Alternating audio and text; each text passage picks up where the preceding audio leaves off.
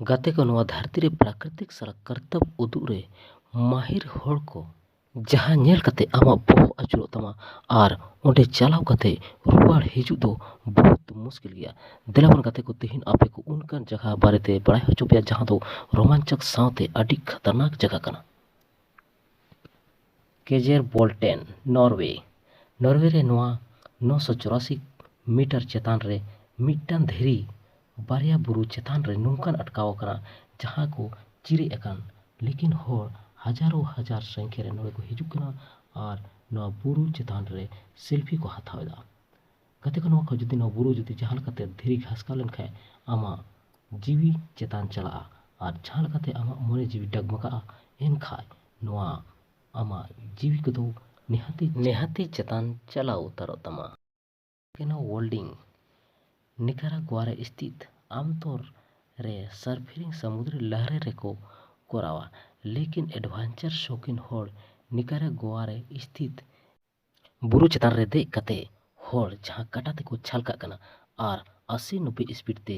Direct लातार को हिजुग कना। कथा दो नुका कना जहां लकाते ओंडेना लव यानी ओंडे हमेशा कभी ना कभी ओंडे ज्वालामुखी फुटा कना। जहां लकाते ज्वालामुखी ओंडे फुटा तो आमा तोरoj मेसा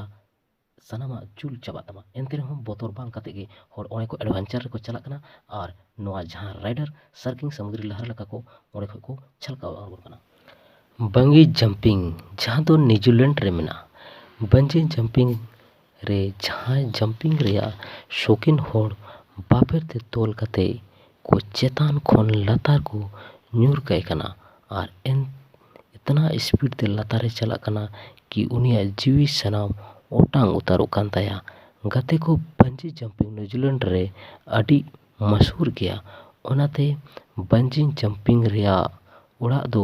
न्यूजीलैंड को मेता कहे कि ओंडे बहुत फेमस गया। अगर पुलका बंजी जंपिंग ऑक्टोरे कभी कभी जीवी हो को अलाया कना। इतना स्पीड ते लातारे चला कना कि ओंडे कभी कभी बाबेर हो तोपाव कना और ओंडे खोय जीवी हो को चबा कान तकोआ। एनते रहो ओंडे शौकीन होड़ को चला कना। माउंट एवरेस्ट जहां दो नेपाल रे मेना। गाते को माउंट एवरेस्ट चोटी रे सनाम खोन उसूल चोटी कना। माउंट एवरेस्ट रेया ऊंचाई दो 8,849 मीटर मेना। माउंट एवरेस्ट दुनिया रे सनाम खोय मरांग एवरेस्ट कना और सनाम खोय खतरनाक चोटी कना। लेकिन नवे होड़ लगातार माउंट एवरेस्ट रे चढ़ाई को कोरावेदा, लेकिन हमेशा नोड़े अंगड़ू ऑक्तो जान को गवावे तकोआ। लेकिन एनते रहो नोड़े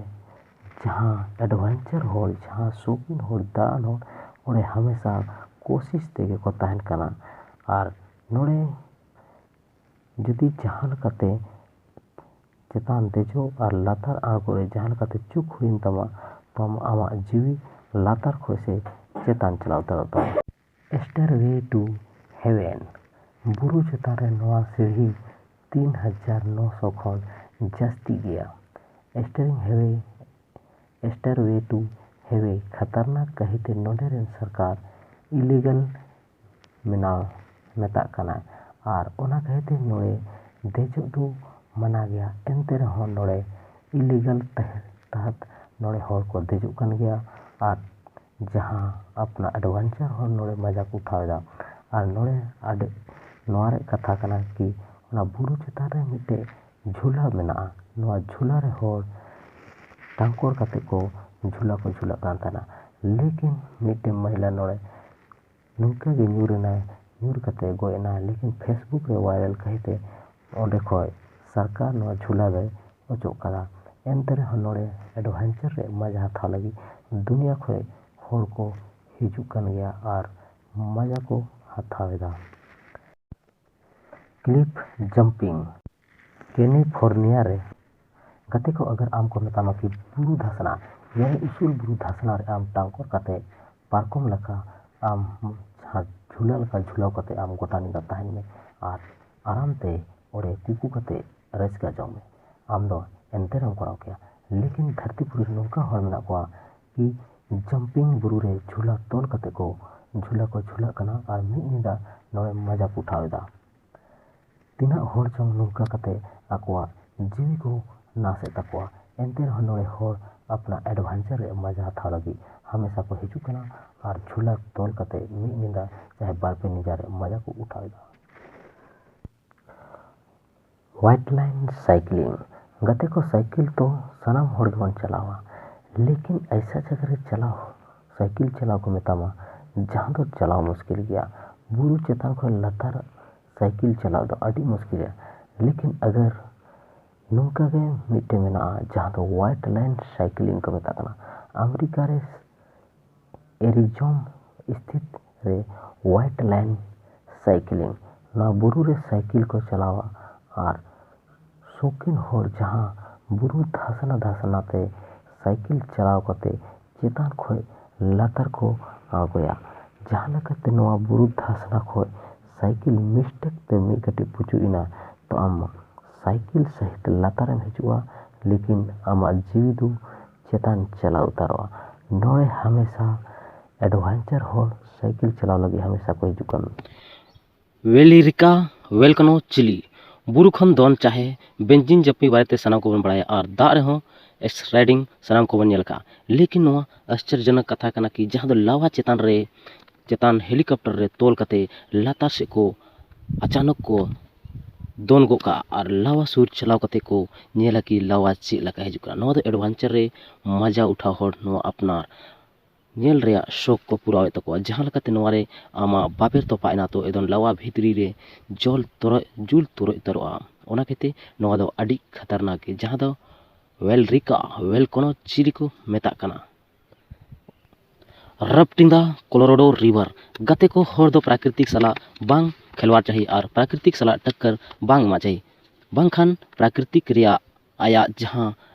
कर्तव्य उदूर याकनते ओना कर्तव्य उदुक तबन गया सारीगे साउथ स्टेट यूनाइटेड स्टेट चाहे नॉर्दर्न स्टेट रे मेना कोलोराडो रिवर दुनिया रे सानाम खोय मार अडी खतरनाक रिवर जहां दो दुनिया रे होड़ संगीन संगीन को हिजुक कना और जहां को मेता कना स्क्राइडर जहां तो दा रे नौकाते भीतरी से को बोलोआ और अपनार मजा को उठावा जहां तो राफ्टिंग को मेता कना राफ्टिंग रे मजा और कथा तो ओडे कभी कभी जीव हो चबा कान तकोआ साथे अडी को बजा कना एंते हो संगीन को हे कते राफ्टिंग रे मजा को उठावेदा मोंटे पियाना इटली रे 2324 मीटर उसूल बारिया डुंगरी तलारे रस्सी ते तोल कते यानी रास्ता ते तोल कते ढिलुआ को ढिलुआंगो कना ऐसा झिलुआ को तोलेदा कि ओड़े मी निंदा अपनार गुजार को वेती तेदा नोआ झूला टांकोरो रे शौकीन दुनिया खोय को हिजुक कना और मजा को उठावेदा नोआ ऑक्तो कभी कभार ऐसा हुई कना कि होर जहां लकते मिस्टेक हुईन तमा तो चेतान को एकदम लातारम चला उतर और जीवी हो चाबा उतर तमा एंते रे होर दुनिया खोय को हिजुक कना और नोआ रे मजा को उठावेदा गते को नोआ वीडियो आपे चेल का पे खुशियदा अकाटा पे खुशियदा कमेंट कते अलिंग बड़ा चलन पे मा तबे कते हिना वीडियो रिना के जोहार।